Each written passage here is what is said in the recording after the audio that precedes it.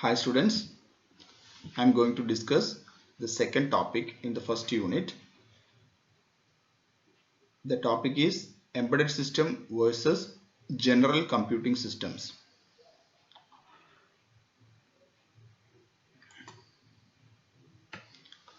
So here we are going to study the differences between general purpose system and embedded systems. So as you can see in this image, so what is a general purpose system? The system that we can use for any application or multiple application. That is what is called a general purpose system. Okay, so what is an example for a general purpose system? It is a laptop or a smartphone, we can say. Okay, then a desktop computer. These are all general purpose system. So these general purpose systems have a general hardware. Okay, so what are the hardwares inside a general purpose system? A CPU will be there. CPU means what? A processor. Okay, then RAM will be there. Random access memory will be there. Then hard disk will be there. Secondary memory or hard disk will be there. A motherboard will be there. Some peripheral interfaces like USB will be there. HDMI ports will be there. Okay, a display screen will be there. Okay, keyboards, input devices, keyboards will be there, mouse will be there. So these are all parts of what? A general purpose system. So the purpose of this general purpose system is to take input from the user and act accordingly. Okay, so the general purpose system consists of a hardware system and a software system. Okay, so what is the main software that is present inside a general purpose computer? That is called operating system or OS. Okay, but if you consider the case of a embedded system, that is our air conditioner, AC. Okay, so it doesn't have an operating system. Okay, but there is a program. That program is called firmware. Okay, that firmware is built or programmed, pre-programmed when it is manufactured. Okay, so these embedded systems are for what? Special purposes. Okay, so we cannot change the program and we can make it into what? Another device. It is not possible. If you are developing an embedded system, that embedded system is for that particular application only. We cannot use one embedded system for another one application. For example, if you consider air conditioner, so we cannot hear music in air conditioner. If you want to hear music, what do you have to do? You have to purchase an MP3 player. Then only you can hear the music. So each embedded systems are for specific purpose. Okay, the contents. Okay, the content is different in different systems. Okay, in general purpose system we can do multiple operations. So what are the operations you can do in general purpose system? You can type, you can edit, you can do presentations, you can do programming, you can hear music, you can watch videos, you can browse internet, anything you can do in a general purpose system. Okay, anything means what? You have to find what? The corresponding software, then you can do any operations. Okay, so if you consider embedded system, the embedded system may or may not consist of a operating system. So the program or the firmware is embedded into the hardware. That's why it is called what? An embedded system. Operating system. So what are the difference in operating system in these two types of systems? Okay, so in general purpose system, there is a general purpose operating system or GPOS. Okay, for example for this general purpose operating system is Windows 10. Okay, Windows 10 is an example for general purpose operating system. But in embedded system, mostly it doesn't consist of any operating system. Okay, small embedded systems consist of no operating system. For example, washing machine, then air conditioner, it doesn't have what? Any operating systems. If you are using a large embedded system like a factory automation or a humanoid robot, Then we require what? Some operating system to schedule the task. Okay, so one example for that type of operating system is ThreadX. ThreadX is an embedded operating system or a real-time operating system. All these operating systems that we are using in embedded systems are called real-time operating system or RTOS, real-time operating systems. Okay, so that is the difference between what? A general purpose system and embedded system in terms of what? Operating system.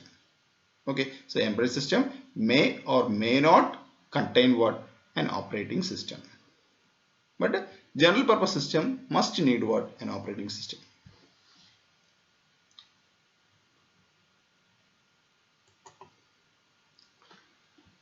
So next point is alterations. Is it possible to do alterations? Is it possible to modify these systems? Is it possible to modify a general purpose system? Yes, it is possible. Applications are alterable. We can change applications. We can alter applications. Programs, we can change the programs. Okay, so we can install any program. Okay, so if you want to see some movies, you can, what are the softwares you can install? Windows Media Player is there, VLC player is there, KM player is there. So many players are there. Okay, so these are all softwares. You can install any of these software and you can play the video. No problem. It is according to the user.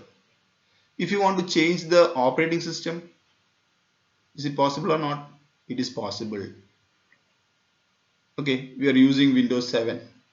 Okay, suddenly I want to use Windows 10. Okay, what do you have to do? You have to purchase a CD, Windows 10 DVD. Then you can install Windows 10 over. Okay, so whatever the alterations, if you want to add a hardware to the system, is it possible or not possible? It is possible. Okay, so if you want to increase, expand your memory, like primary memory, RAM, you want to expand, it is possible. You can expand. If you want to expand your secondary memory, hard disk, okay, so I have 500 GB hard disk, I want to expand to 1 TB. Okay, you can remove it and again you plug another hard disk over. It is possible. Okay, next consider the case of embedded system. Okay, so in embedded system the software is called firmware. Okay, the firmware is pre-programmed inside the chip or the microcontroller. Okay, so it is not possible to alter. Okay, it is not possible to alter. So in a general purpose system we have a microprocessor. Okay, but in the case of a embedded system mostly we have what? A microcontroller. So as you know, microcontroller have memory. Okay, so we can program into the memory. Flash memory is there. Okay, so we can embed the program into that flash memory, so it will be there permanently. Okay, so you consider the example of an air conditioner, same air conditioner. Is it possible for the user to change the program in the air conditioner? No, it is not possible. Okay, so once the program is written, it is written. If you consider the washing machine, can we connect a computer to a washing machine and can we change it? No, it's not possible. Okay, so the software is locked. Okay, so this is about what? Alterations. Okay, whether we can change the program or not, it's not possible. Okay, next thing is key factor that is depending on the general purpose system and embedded system. What are the key factors, okay, that are affecting the general purpose system and embedded system? Okay, so in the case of general purpose system, the deciding key factor is performance. Okay, speed, performance. That is very important.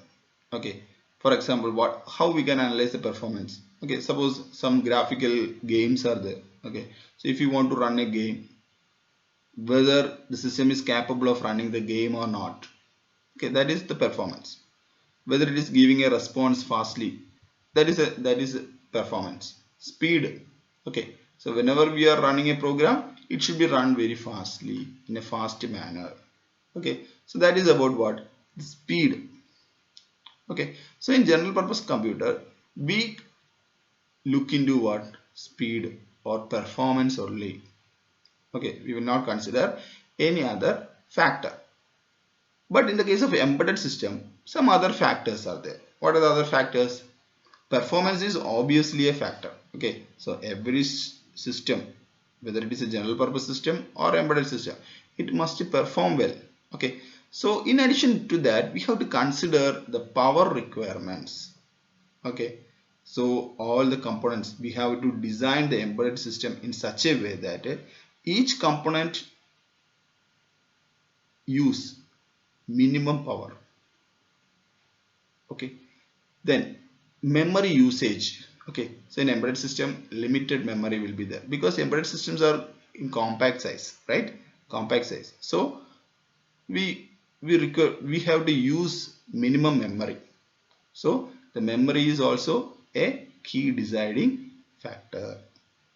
Okay, so these are the key factors that are affecting an embedded system.